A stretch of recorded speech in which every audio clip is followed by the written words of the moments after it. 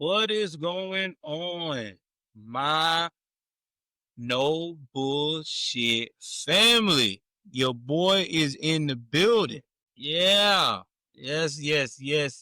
Yes. And I am so sorry that I am dropping content late. I'm going to try to drop y'all some good content today. I have not forgot about Black Friday. Black Friday will be coming up as soon as I get this one out. Uh, But anyway, how y'all been doing? I hope y'all been doing good. Before we proceed, I want to dedicate this podcast to Mr. Charlie Kirk and his family. I know a lot of people do not believe in his views or support anyone that is conservative. I am a conservative man myself, been that way most of my late adult life based upon the values I've already been taught growing up. You don't have to agree with my beliefs or me being a Trump supporter, being a MAGA guy, because I was in politics before doing this. But at the end of the day, respect each other's views. That means don't go out here and take someone's life because you didn't like what they said. I know a lot of people that I work with, interact with, not only in my family, but outside my family that do not have the same views as I do. But at the end of the day, we have enough respect for each other to look at the humanity of things because that's what people got to understand. It's all about the humanity. God made everyone different. And I don't even care if you are an extreme racist, whether it's towards someone of a particular race, black, white, blue, brown, or polka dot stripe, or anybody that looks like all the colors around town. That is your belief. And that is you that got to live a miserable life. Me, myself, I don't hate anyone. I go by character. Now, if someone does something that I do not respect, hey, I'm just going to be honest with you. I'm not dealing with you. You know, if you one of those people that I don't like your ideology, I just won't deal with you. Or if I have to deal with you in a business setting, I would do it business wise, but don't be looking for me to do this, do that, and the third. And I just want to clear the air. And if I lose some followers because of my beliefs, I'm sorry, but I'm just being real. And it's best for me to be real with you guys that are following me than be a complete fake and liar. So again, rest in peace to Mr. Charlie Kirk.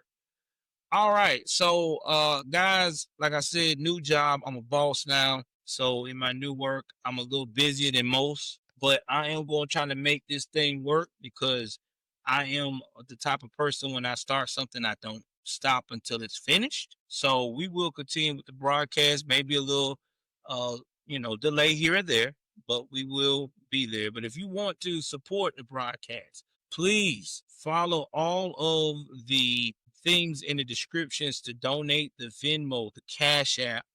Um, Also, too, you can uh, call me personally on my Apple phone and deposit any type of money that your heart desire for the broadcast, whether it's $1 or like I always say, you wake up one morning and say, you know what, we want to give this podcast $5,000. I'm cool with it. Also, anybody interested in any ad space, I'm reasonable. Anybody interested in any beats, that's right, for your podcast, no matter what type of genre you like, I can make those beats. I'm very talented at making beats. Too bad that I've never wanted to be an actual producer because I just don't want the headache of having people on my neck about this, that, and the third. So that's all I got for you. With that being said, let's jump into today's story. Today's story is coming out of Cumberland County, North Carolina, which is the home of Fort Bragg, which is Fayetteville, North Carolina. And we're going to talk about this knucklehead here, this menace. He's part of the indigenous community. Oh, yes, indigenous community. I'm sorry. This is your boy, Mr. Robert Terry Ellis. Goes by Ellison. Goes by the name of Terry. And let me tell you, Terry is not a saint. Okay? It seems like everyone I've ever met named Terry has been an ass, but he's a super ass. In fact, Terry is so wrapped up in his narcissistic ways and selfishness and gluttony and every seven sin that you can think of that he does the ultimate betrayal to his family. But we are definitely gonna get to this. But before we do, we need to talk about this town called Cumberland County, which is North Carolina. So Cumberland County is the county seat for Fayetteville, North Carolina, which is the home of Fort Bragg, which has about 52,000 employees as of the last census in 1920.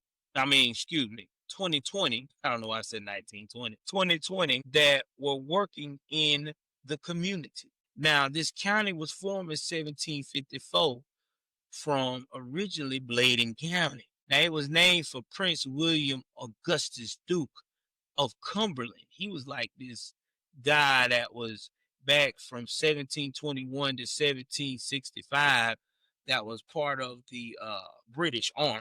Took over the Battle of Culloden. And if you want to know about the Battle of Culloden, that is some other history we have to go into when I'm not too bored. So in 1771, so Cumberland County became Johnston County, then Orange County. And then they said, you know what, fuck it. We're going to combine them all and we're going to make it into Wake County.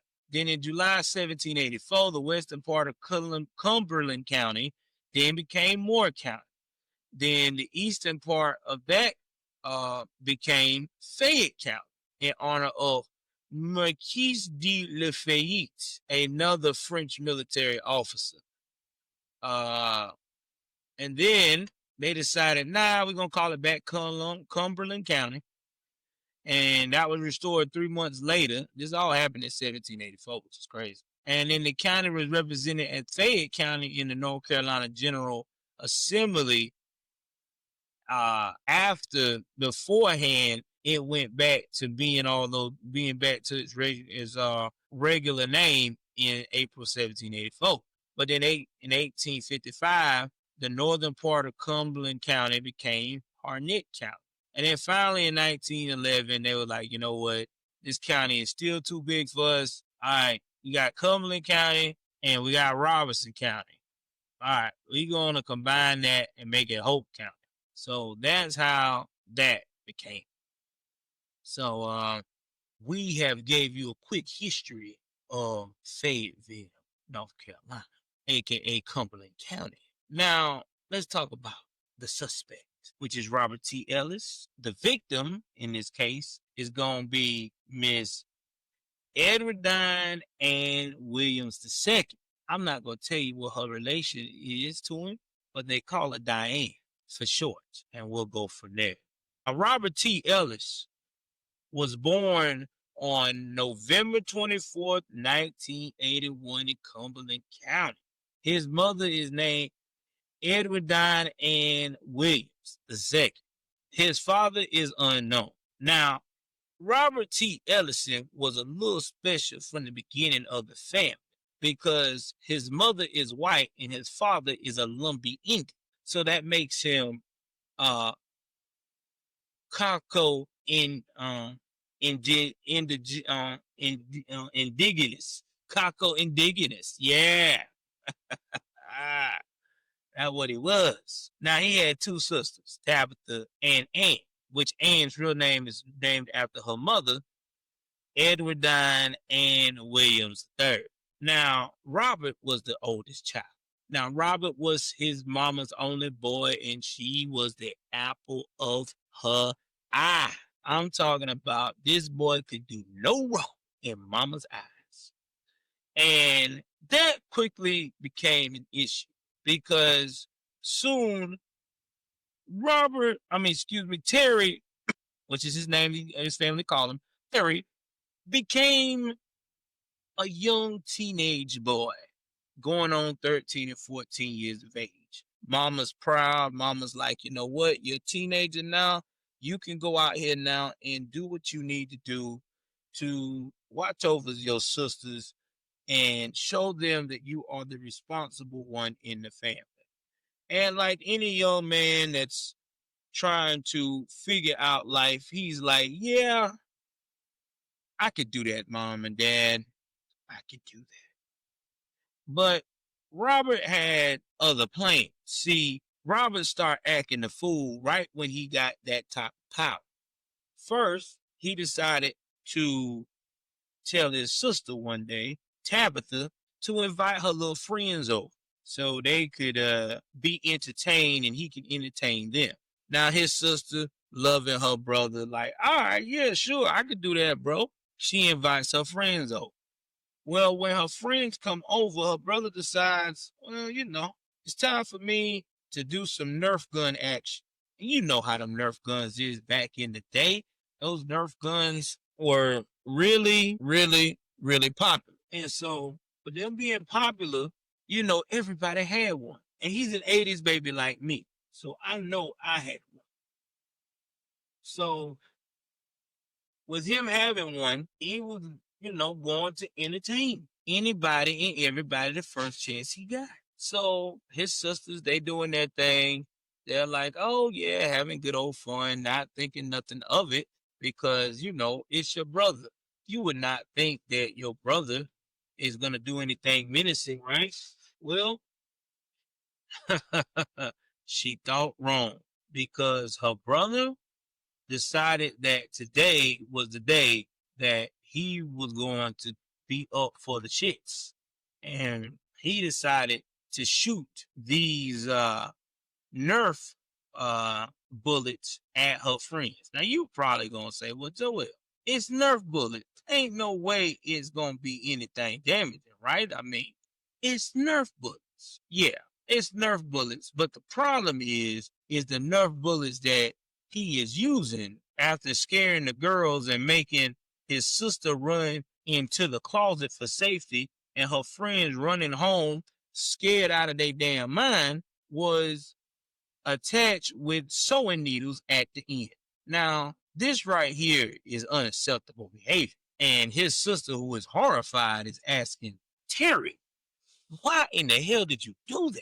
And Terry's answer was, I don't know. It's just something I wanted to do. Then Terry also continued this type of behavior, just doing all kinds of debauchery to really, really, really terrorize his sister's friends.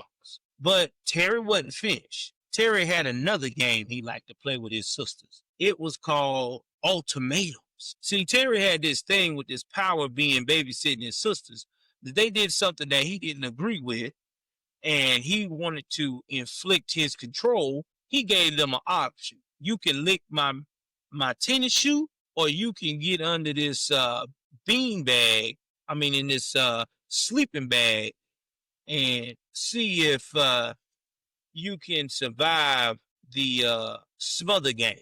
So the sisters usually, nobody want to lick nobody dirty foot and shoe because that's disgusting. Decided to, okay, well, we'll do the little smother game. And when they did the smother game, it was absolutely horrendous. Terry would go and get them in head first, zip them up, have them rolling around a little bit. Then he starts sitting on their chests so they couldn't hardly breathe. And then he would take his time and wait till they be begging and almost gasping for air.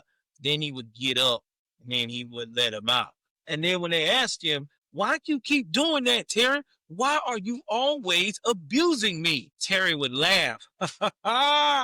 And then the next time they did something he didn't like, he would do that same thing and be worse because they asked questions. See, that's the thing about Terry. He didn't like to be questioned.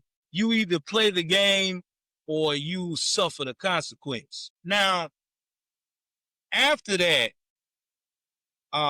the sister started seeing that now Terry is entering high school. So you thinking your brother entering high school, that was middle school behavior. Maybe Terry be done slow down and act like a pretty good citizen. Hell the fuck no. Terry was not being a citizen. Terry decided to get into playing sports. But you know, sports is a team effort, right? So you would think with his little demeanor and his brashness, that he probably would be a good leader. Nah, not even the half. Terry decided that he would enforce his will when people didn't agree with what he wanted to say.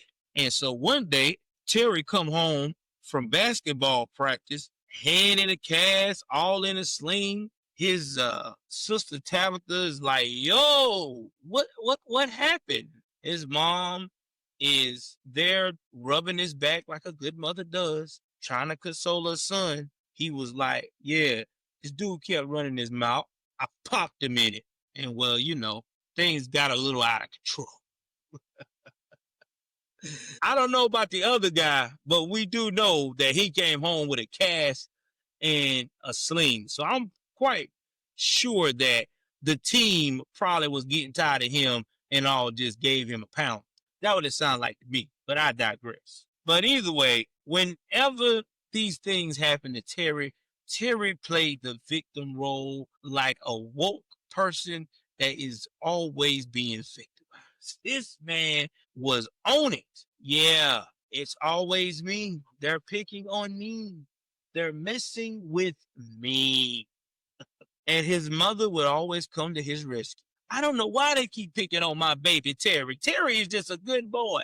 Why are they picking on Terry? But Terry had other things that was about to show mom that he just was not going to participate in this thing called the rules. And he sure was not going to show any kind of discipline either. So Terry's mother, Diane, would like to go to Catholic Mass. She was big on the Catholic faith. She liked her children to be a part of it. And when she tried to encourage him to do that, his thing is, I'm not doing it. I'm not going. And then she's like, but, you know, it's a family tradition. We always go to church. I don't like what preacher's saying. He's a liar. Okay, well, you know, if you go to Catholic Mass, maybe some of these problems you're getting into will probably stop. So one day, she finally convinced Terry one Sunday to go. So Terry like, all right. So he went with his sisters, her, his stepfather, everybody in the house. So mom is like, okay, this may be a good thing. But Terry was not feeling it. See, what Terry was doing, Terry started walking around being very, very, very anxious. And before you know it, Terry was started being belligerent, saying stuff like, y'all going to hell if you listen to his ass. He don't know what he talking about. You mean you know what you talking about with this faith? You a liar. You probably out here doing all kinds of sinner shit. I ain't got time for this. This man is the devil. Terry done embarrassed his mama so bad they couldn't even hardly go back to the Catholic Mass. But there's more to come with Terry antics. Oh, man. Now, Terry's stepdad, which is Tabitha's and Ann's father, was trying to be a father figure / basically a father. You know, he done probably told Diane something to the effect of, listen, I have done everything I can to give you and these girls a beautiful home. We working together as one. I feel like that maybe I need to insert myself more into Terry's life and show Terry what it's like to be an upstanding man. Every time his stepdad tried to do that, Terry made it very clear, get the fuck out of here. I am not want to hear anything you got to say. And finally, it escalated. It escalated to a point that him and his stepdad got into a shoving match. Stepdad was basically telling him, man, I'm tired of you disrespecting this house. You know, you running around here. Your mom's trying to talk to you. You know, maybe I need to beat the hell out of you. And Terry, with his indigenous demeanor, probably was like, I wish the fuck you would. So before you know it, they are wrestling like WCW, not WWE, because back in the 90s, WCW was it. WCW, baby. And they went through a glass cabinet. And when they went through the glass cabinet, man, there was glass all on their back, man. Mom trying to separate them. Yo, y'all got to stop this. So finally, both of these two raging bulls, the old bull and the young bull, stands up. And before you know it, mom is taking, the son's side. Are you all right, baby? Are you okay? And he's just looking like, yeah, try me again and we'll both be bleeding worse kind of look. And the stepdad was like, listen, y'all got to figure this shit out because it's either me or him, okay? It's either me helping you pay these bills or the man that is not paying your bills and making a bill. Which one is it? So the mother was like, I'm riding with my husband. Son, pack your bags. I got you a one-way ticket to go to Iowa. Now, let's talk about Iowa for a bit. Now, when he went to Iowa, Terry also got an uncle with the same name he got, Robert. Now, Uncle Robert was his mom's brother. Very nice man. Took him in and was like, we're going to go ahead on here and we're going to try to get you on the right path. Straighten him up. Make sure that he ain't acting a damn fool. So while he's over there in Iowa doing this thing, it seems like everything was going pretty good. He's with Uncle Robert. He's doing what he's supposed to do. So far, so good, right? Well, that didn't last long because while he was up there with Uncle Robert and Uncle Robert's wife, which was his aunt, they got into it. I don't know what it was about. Really did not say in the research I was doing, but let's just say that he pulled a knife on his aunt. Cops were called, and before you know it, Terry's Uncle Robert was on the phone with Diane and was like, listen, this is a damn fool. I cannot have him here. You are going to handle it now. That's where we at. Ain't no Catholic faith is going to stop this man. So now he's back. And while he is back, everybody on the house is on edge because the peace is no longer in the house. And before Terry even get back home 30 days good, Terry is asked to walk the dogs. And he goes and walks his mother's dogs. And while he's walking his mother's dogs, he comes back in a panic, breathing all hard, blood all on his shirt. His mother like, yo, what in the world? And he's like, yo, they try to jump me, man. Who?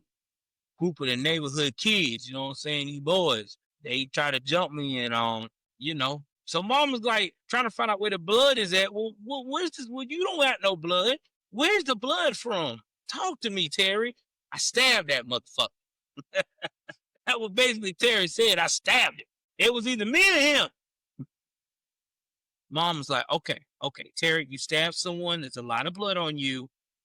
You need to tell the police. I ain't telling 12, mama. I don't deal with that.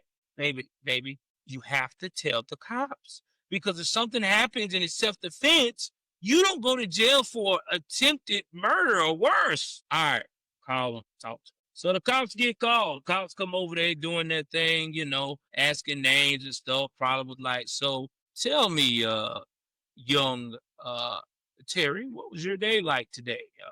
Run me through what happened. Probably gave him some spiel, or he walking his dog, mind his own business. Some guys just start messing with him because, Terry never does anything wrong. Now, his little sister, Annie, remembers this because she's getting older now. And his little sister, Ann, was like, I'm not believing this shit. He is lying his ass off. But the police believe him. No charges was filed. And Terry, once again, had the smirk of, I did it. I told you fools I did it. So during this time, Terry had a love interest.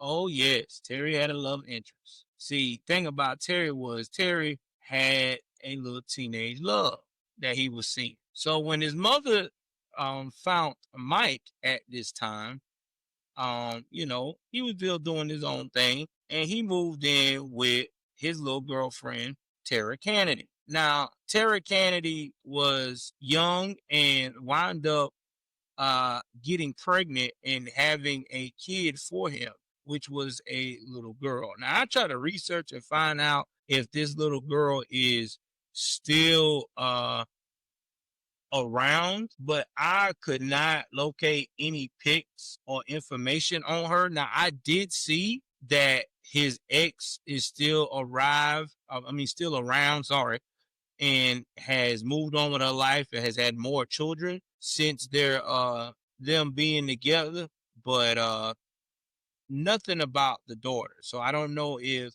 they kept the baby, got going for adoption or what, but I do not see no pictures of her daughter, which is to me very, very unusual.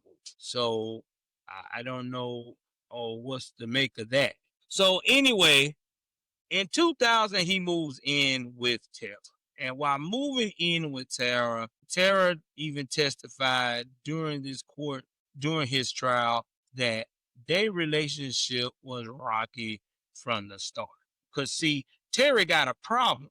Terry liked to put hands on women. That's right. Terry liked to use them hands. We're not talking about this on men and stuff. It's on his women. He will put hands on his women in a minute. So again, during this time, between 1998 and 1999, they were teenagers. And while he was living there, he would snap that Williams would become upset when she tell him stuff like, you can't smoke in a house. Like, we can smoke, the Mary Jane, but it's got to be somewhere outside. And whenever Tara remembered that when she would go and sometimes hang out with Terry at his mother's house, that Terry's mother was like, she did not allow him to do drugs. So they was like, okay, she did not have nobody smoke at her house. And when he was a teenager back in 99, 98, 99, several occasions, his girlfriend would see him snap and choke out his mama. Yeah, I said it. That boy choked out his mama. Now, again, he is lucky to be alive because he's from the same era I'm from. Now, I don't know about him, but I'm from an era where my mother, if I put hands on throat, my father would have disemboweled me to the point of you would be seeing another podcast of me called You Done Fucked Up and Found Out. Yes, my mother and father did not play those games. Woo, boy, I tell you, that boy is lucky. For real, because I'm telling you, you would have did a choke out section with my family, with my daddy, in front of my daddy with my mama. And I'm telling you now, I am a very tall man over both of my parents. I am 5'10", weighing in at 265. And even then, when I was a growing boy, I was at 235. And my father was only 5'2". My mother was only 5'2". In fact, no, let me put it there. My mother is only 4'11", and my dad is 5'1". So maybe my mother must have kicked it with the milkman or something. I don't know how I got the height. Either way it goes, I just know that these short people didn't play. Okay, so I would have done that.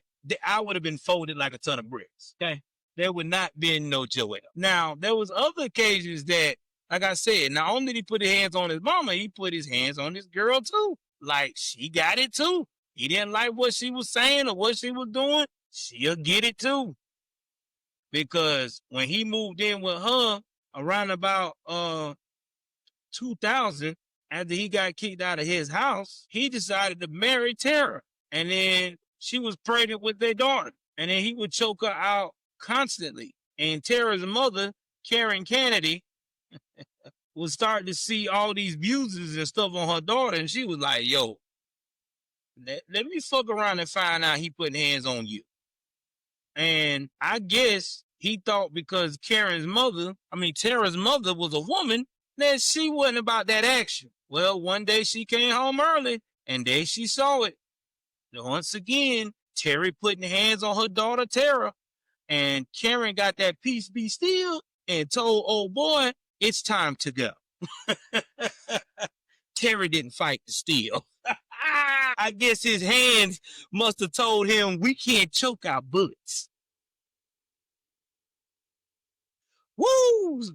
So after that, Terry decided to jump into the Navy because now Terry said, I want to serve my country. I want to legally put hands on food. So everybody started getting proud because he was going into the Navy. It was like, all right, going into the Navy, he is going to do great things. That's what the fuck y'all thought.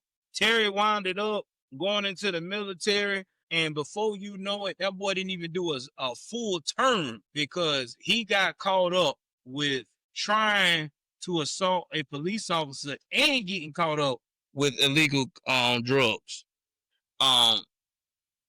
His parents and family was devastated. Terry had to do a little time. Now, see, people don't understand in the military is that when you get caught up with doing civilian crimes while you are still a part of the government, because they do own you. That's why they put that big old insurance policy on your ass. That's why they tell you you are the property of the government. You gonna do some time for them. Now they may do baby time with you. They may say we may do sentence you to 4 months, 5 months in prison, something like that. But after you get out their brig, they turn you over to the civilian court. And then the civilian court, they finish you off. They more like, oh, okay, you done been in and did that for them? Okay, well, good. Since you done did your part for the government, it's time for you to do the part for the state. Get your ass in here. And so that's what happened. So he had to do some time. So while Terry is convicted of these crimes, he is now about to be up for recommendation of parole. And Terry decides that who would be his best advocate for him to get off of parole. I know who it would be. It should be my mama. So he up there calling mama, baby, mama. Listen, I need you.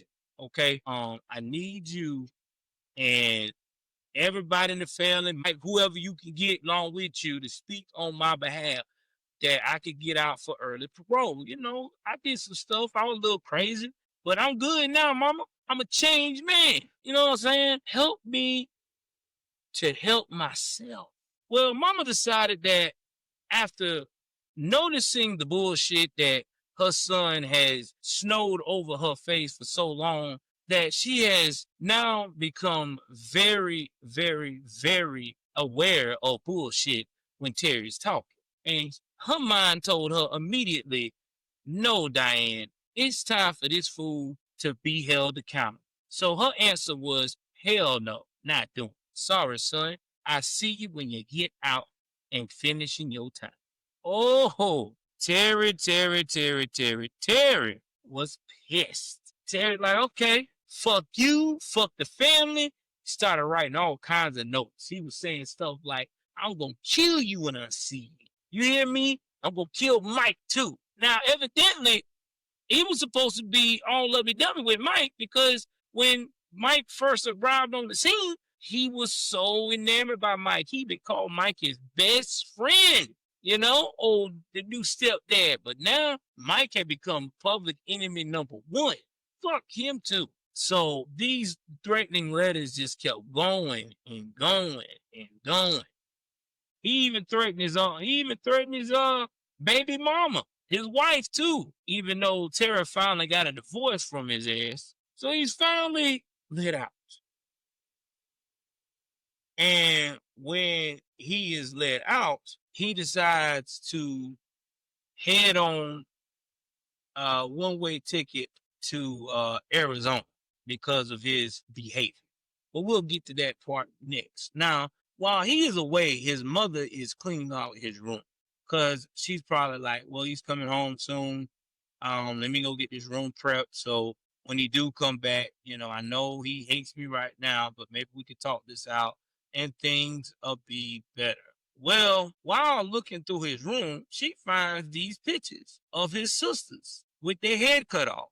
So she's like, okay, so why is the pictures of his sister's head cut off? Like, that's weird. And when she went to look further, inspect the pictures, she found, and like I said, trigger warning, this may not be suitable for people that are not comfortable with hearing about acts of incest or insexual like behavior.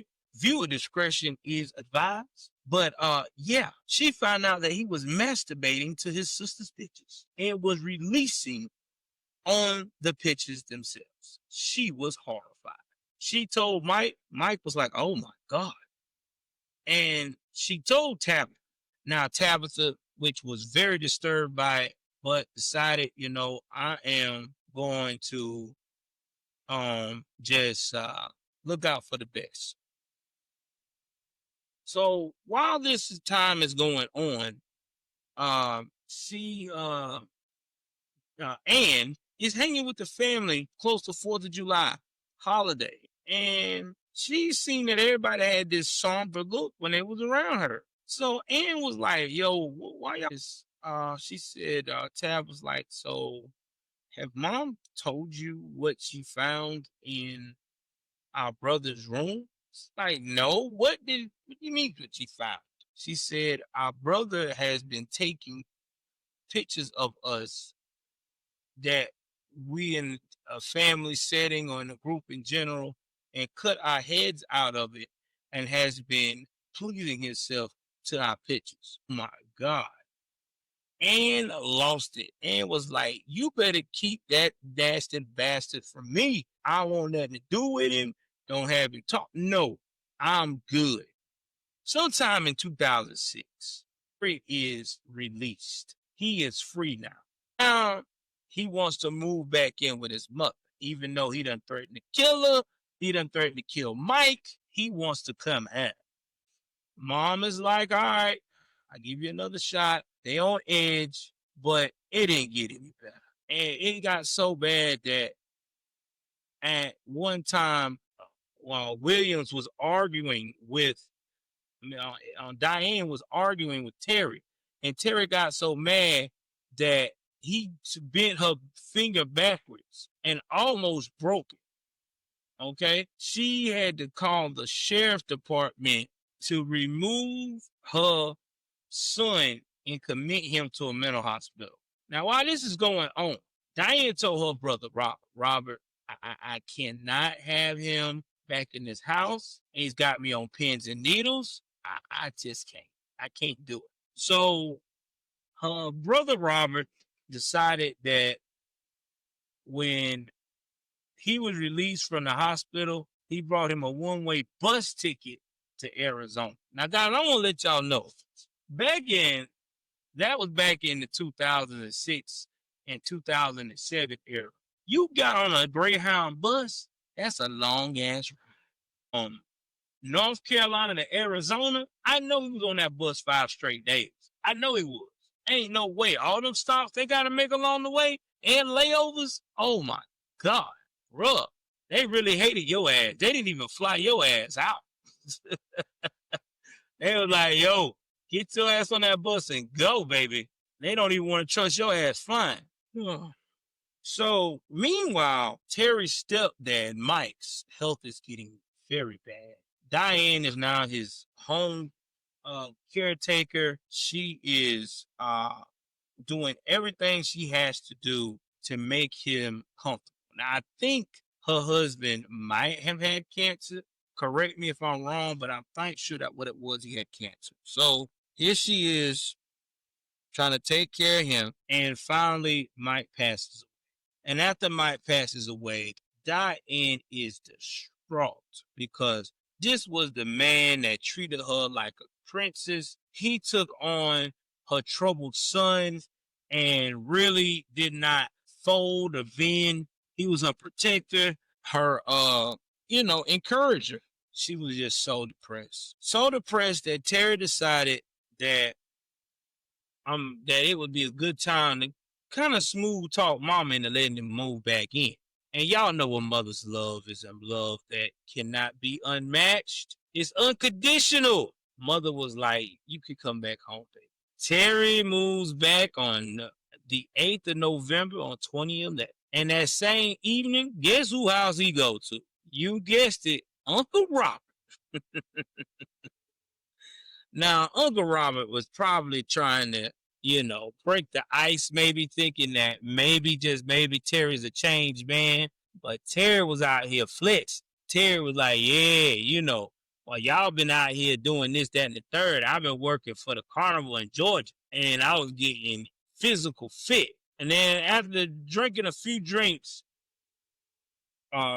Terry's uncle started becoming annoyed with Terry's vulgar language and could see that he ain't really changed. He just still the same Terry. And it got real tight in that house that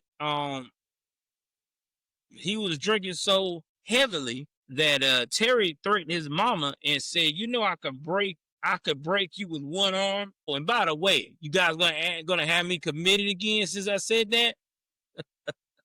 See, this is when I would have told my son, this is not a good idea. You need to go back to Arizona. This is not going to work. You are not on the same page. You are still trapped on page 2. We are already almost at the end of our chapters. So Diane is getting very, very worried about her son. Now, Diane was been going to school at UNC Pembroke because she's trying to get her doctorate degree. She's trying to better herself. And she's approached one of her professors, Dr. Stephen Marson, about her concerns of her son's behavior. And she kept saying that I'm afraid that if I allow him in the house, he'll hurt me. But I'm afraid also that I don't allow him in the house, he'll hurt me. Now, this was a crazy scenario. Damned if you do, damned if you don't. Now, I don't know what his exact advice was. Things was coming to a head.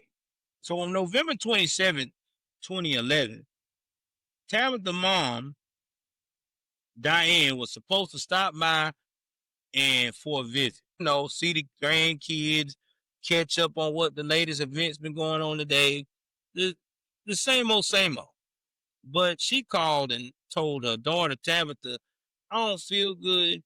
I'm very tired. I'm just going to go ahead on and sit this one out. So 2 days later, Diane's brother, Robert, is trying to find his sister because, see, Diane had a store and she was closing that store down and was moving her antique stuff to somewhere else. I guess it's storage. And so because of this, her brother is like, okay, where is she at? Because we got to finish, moving this stuff, getting it back right, keep what we're going to keep, this, that, and the third. But he's trying to reach out to his sister, calling everything. No response. So Robert decides, you know what? It's been 2 days. I'm going to go by here, check on my sister. So Robert goes and drives to his sister's house. And guess who meet him at the door? You guessed it. The most evil son on the block, old Terry Ellis. He was like, hey, Terry, I'm trying to find your mama, man. Do you know where she is? Terry's response was, I don't know where she is. I mean, we got into it and she left. This is what it was, you know what I mean? So here in that situation here,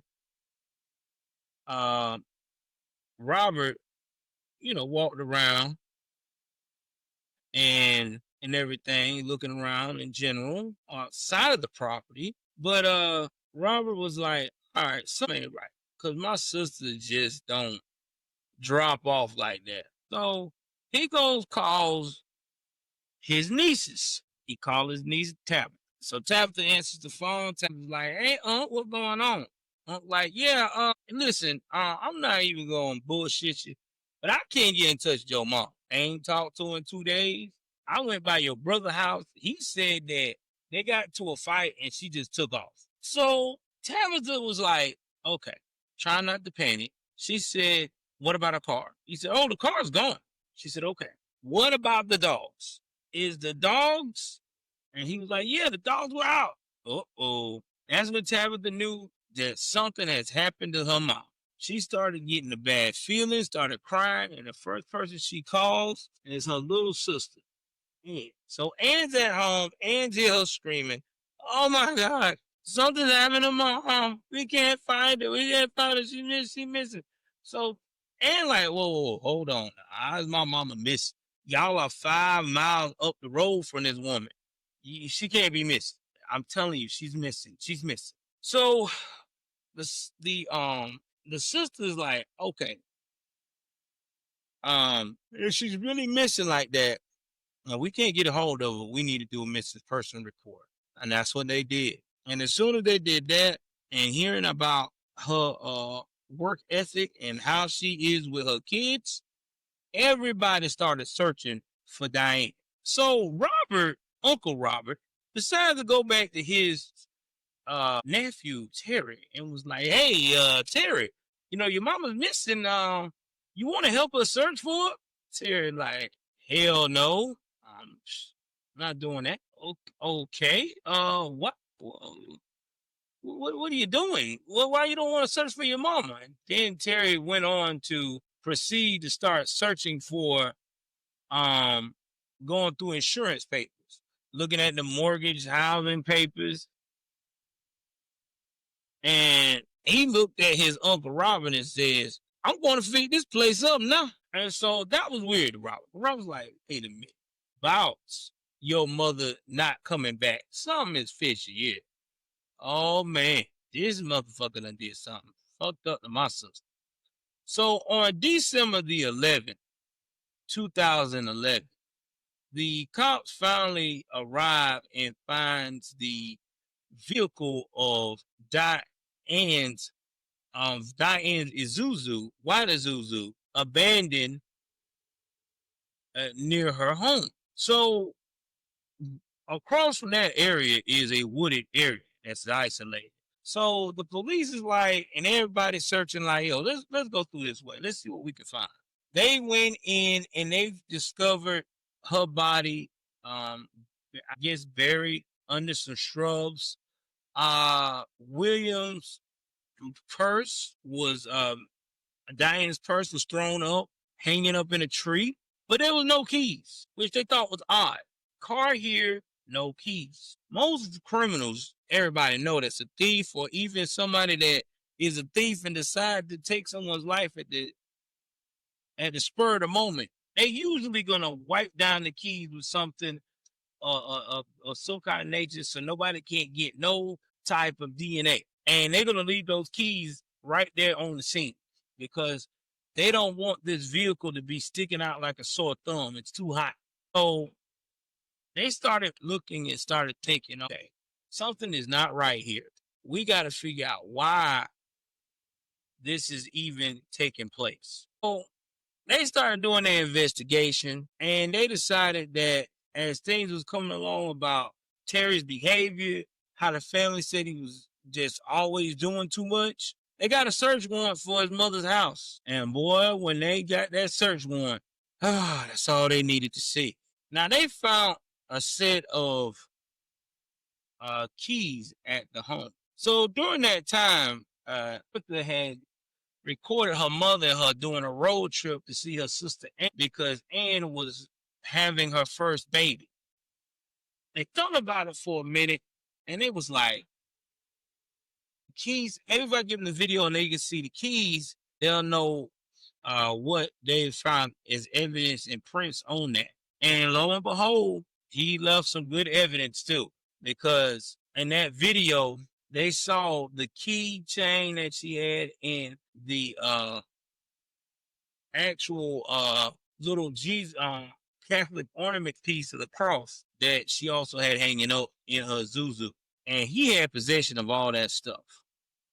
And based upon his movements and everything that he was doing and how he was acting about the insurance, they placed old boy under arrest. Now, when they placed him under arrest, Terry was probably thinking in his mind that he was gonna get off, but it didn't happen that way, because they sentenced this joker after the end of the trial for killing his mother, life in prison. Now, his baby sister, Ann, wanted the death penalty, but like they told them that they had stopped the death penalty at that time, like a moratorium. So he was just going to be in prison for the rest of his life. Now, let's talk about the insurance money. So, he wanted the insurance, right?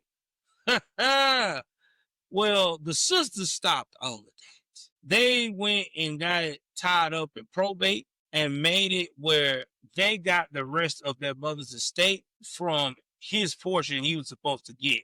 They took his half. And so now he got nothing. Now he is in prison. Now he's tried appeals, but they ain't working.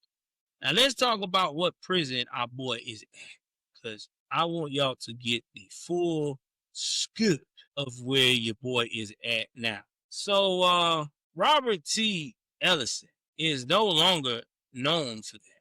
His new name is 0855108. That's right. And he is at the Pascagoula Correctional Institute. Now, Terry has been a bad boy. Yes, he has. He has been a bad boy since he's been in big boy prison. Let's run down some of the things that he has done in the last I was about to say the last for the last 10 plus years. High risk act, lock tamper, weapon possession, unauthorized leave twice. Let's tell you about what unauthorized leave is. That means if you supposed to be at your cell with lockdown at a certain time and you're not where you're supposed to be for lockdown, you at another dorm doing whatever. Yeah. Weapon possession, profane language. And in jail, weapon possession is the bone crusher. He has had disobey order, substance possession, fight with weapon or required outpatient medical. That means he probably got stabbed up. Lock tampering, assault staff with weapon, attempt class A category 1 offense, threatening to harm or injure staff, profane language, lock tampering, damage state and another property, disobey order. So he is out here just being a damn fool. So here's my opinion on the case of Terry Ellis. I think Terry Ellison had a problem because his father wasn't in his life. And I think that he had a chip on his shoulder because he was jealous of what his sisters and them had. His sisters them grew up with their parents being mostly in the home. And I think that's why he had the way he had. I mean, there's just no other way to put it. I just think that it's been a lot of pent up jealousy and anger. And I hate to say it, but I think that his mother should have put him in counseling. I think that would have helped a lot of that and would have taught him how to be way more friendly and not being a liar and all that in front of people. But it's a tragic case. Like I said, I saw this case on ID channel and I seen that it was near my hometown state. I was like, yo, I gotta jump on this. Anyway, special shout out to my homegirl, Nortails. She is very passionate about domestic DV abuse, and she's also very passionate about telling these crime stories like I am. Check her podcast out. Nora Tales, man. I just recently made a intro over there for her. So if you like that sample intro I did, I have some more on sale for intros that y'all could possibly check out and tell them what you think. All right, guys. That's it for now. Please do me a favor. Whatever you do, discipline yourself. Discipline yourself for greatness. Because if you don't, I promise you, you will be right here on my podcast and I will be exposing your immediate and most darkest failures. With that being said, y'all know what it is. I'm out.